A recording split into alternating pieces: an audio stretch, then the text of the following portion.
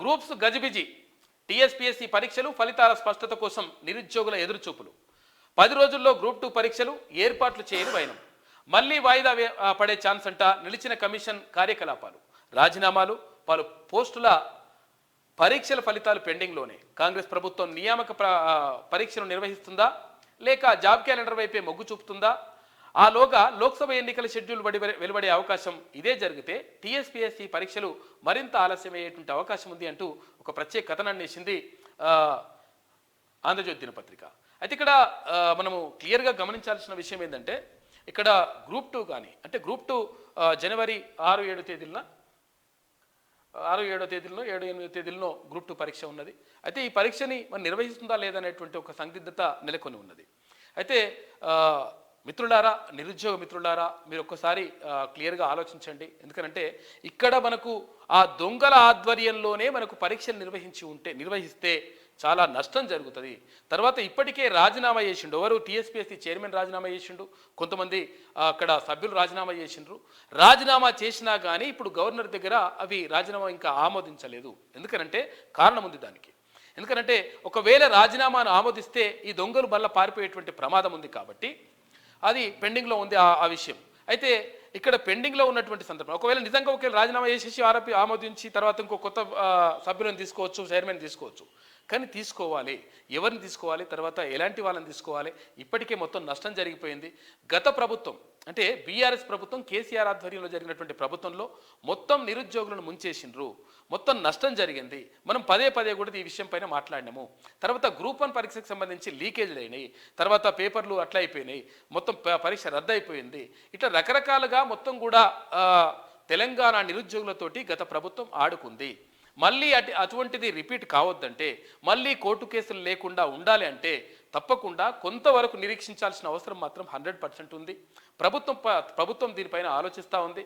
Already TSPSC chairman ఎవరిని పెట్టాలి, తర్వాత దీనికి సంబంధించి ఎవరు అంటే సభ్యులను నియామకం చేయాలి, తర్వాత అక్కడ ఉన్నటువంటి ఎవరైతే అధికారులు ఉన్నారో ఆ అధికారులను కూడా మార్చాల్సిన అవసరం ఉన్నది. అందులో పనిచేస్తున్నటువంటి సిబ్బందిని కూడా మార్చాల్సిన అవసరం ఉంది. ఎందుకంటే ఇక్కడ కాంట్రాక్టింగ్ అవుట్సోర్సింగ్ సిబ్బంది కూడా అలా పనిచేస్తున్నారు, వాళ్ళ చేతివాతం కూడా ఉంది. వాడు ఆయన పేరు ఏం పేరు ఉండే కదా, ఏం పేరు అని పేరు? జనార్దన్ రెడ్డి ఏమో చైర్మన్. తర్వాత ఇలా పేపర్ బయటకు తీసుకొచ్చింది చూడు, ప్రవీణ్. ప్రవీణ్ అంటోడు, ఈ ప్రవీణ్ అంటోడు, వీళ్ళందరూ కూడా అవుట్ సోర్సింగ్ కాంట్రాక్ట్ చేసిండ్రు. తర్వాత ఇంకోటి ఏంటంటే వాళ్ళు అయ్యో చచ్చిపోతున్నా ఏదో మళ్ళీ వానికి ఉద్యోగం వచ్చిందట. ఇటువంటి వాళ్ళు ఉన్నారు. కాబట్టి అటువంటి దొంగలను కూడా ఏరేయాల్సిన అవసరం ఉన్నది. ఇదంతా కూడా ప్రక్షాళన చేసిన తర్వాత మనకు ఒకవేళ ఈ ఉద్యోగ ప్రక్రియ అంటే నియామక ప్రక్రియ మొదలైతే మంచిగా ఉంటుంది. ఇష్టం వచ్చినట్టుగా మనకు ఆదరబాదర ఇప్పుడు 9.5 సంవత్సరాలు ఆగిపోయినాం. ఇప్పుడు ఆదరబాదర వేయాలి, తర్వాత ఇప్పుడే నియమించాలని చెప్పేసి మనం అనుకున్నాం అనుకో, ఇంకా దొంగలు వచ్చేసి వాళ్ళ నుంచి మొత్తం ఉద్యోగాలన్నింటినీ కొల్లగొట్టేసి అమ్ముకున్నారు అనుకో పేపరు. కాబట్టి అట్లా నష్టం జరుగుతుంది. కాబట్టి ప్రభుత్వం ఆలోచిస్తూ ఉంది. రేవంత్ రెడ్డి గారు దీనిపైన చిత్తశుద్ధిగా ఉన్నట్టుగా క్లియర్గా ప్రకటించిండ్రు. 2 లక్షల మందికి సంబంధించి 2 లక్షల ఉద్యోగాలు నియామకాలు చేపడతామని చెప్పేసి ఆయన చెప్పిండు. కాబట్టి అందుకు నిబద్ధతతోనే కట్టుబడి ఉన్నట్టుగా తెలుస్తూ ఉంది. కాబట్టి కొంతవరకు మనం వెయిట్ చేయాల్సిన అవసరం ఉన్నది. ఆ లోపు మీ ప్రిపరేషన్ కంటే ఇంకా అంటే ఇప్పటికే మనము ఎలక్షన్ టైంలో చాలా వరకు అందరూ కూడా ఊర్లోకి వెళ్ళండి అని చెప్పేసి క్యూనూస్ తర్వాత తిన్మన్మలను కానీ మనం చెప్తే మీరందరూ కూడా ఊర్లోకి వెళ్ళిర్రు. ఊర్లలోకి వెళ్ళేసి నిజంగా ఆ నలుగురిని నిరుద్యోగులను చేస్తేనే మనకు ఉద్యోగాలు వస్తాయి అనేటువంటి కాన్సెప్ట్ తోటి నిరుద్యోగులు అందరూ కూడా కలిసి ఊర్లలోకి వెళ్ళినరు. కాబట్టి 100% మీరు చేసినటువంటి ఏదైతే కష్టం ఏదైతే ఉందో అది కష్టం ఫలించింది.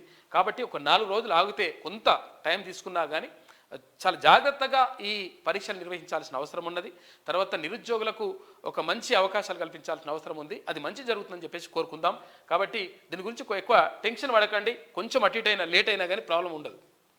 తెలంగాణ రాష్ట్ర పబ్లిక్ సర్వీస్ కమిషన్ పరీక్షల నిర్వహణ, పలు పరీక్షల తేదీల ప్రకటన, ఇప్పటికే పూర్తయిన పరీక్షల ఫలితాలపై నిరుద్యోగులు ఎదురుతెన్నులు కాస్తున్నారు.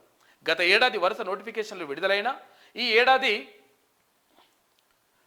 ఆరంభంలో ప్రశ్నపత్రాల లీకేజీ వ్యవహారం వెలుగులోకి రావడంతో పలు పరీక్షలు రద్దయిన విషయం తెలిసిందే. అయితే మరికొన్ని పరీక్షల తేదీలను రీషెడ్యూల్ చేశారు. అయినా నియామకాల ప్రక్రియ డోలాయమానంగా సాగింది. అప్పట్లో నిరుద్యోగులకు అండగా ఉండి పోరాటాల్లో పాల్గొన్న కాంగ్రెస్ పార్టీ ఇప్పుడు అధికారంలోకి వచ్చింది. ప్రభుత్వ మార్పులో నిరుద్యోగులు భాగస్వామ్యం కూడా కీలకమే.